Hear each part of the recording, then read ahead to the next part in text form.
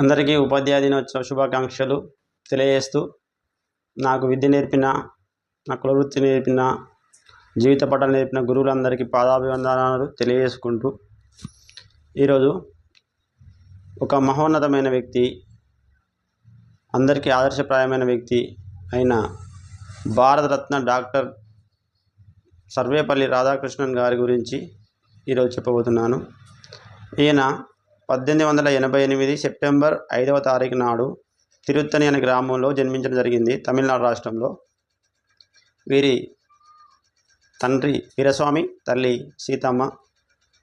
ఈయన చిన్నప్పటి నుండి చదువుపైన మక్కువతోటి ఉన్నత చదువులు చదివి మొదటగా ఉపాధ్యాయ వృత్తి చేపట్టి ఆ యొక్క వృత్తిలో ఎంతోమంది విద్యార్థులకు ఆదర్శప్రాయంగా విద్యను బోధించి అందరి ప్రేమానురాగాలు పొంది తర్వాత అంచెలంచెలుగా ఎదిగి ఉపరాష్ట్రపతి పదవిని పొంది దాన్ని 2 పర్యాయములు పూర్తి చేసి తర్వాత భారత తొలి పౌరుడైన రాష్ట్రపతి పదవిని పొంది దానిని కూడా విజయవంతంగా ఆదర్శప్రాయంగా నిర్వర్తించి అందరికీ ఆదర్శంగా ఉన్నందువలన అతని యొక్క జన్మదినమైన సెప్టెంబర్ 5వ తారీఖు నాడు గురువులందరికీ, పూజనీయులైన గురువులందరికీ పుట్టినరోజుగా భావించి ప్రభుత్వం వారికి ఒక గౌరవంగా ఈ యొక్క ఆయన పుట్టినరోజును ఉపాధ్యాయ దినోత్సవంగా జరపాలని నిర్ణయించడం జరిగింది.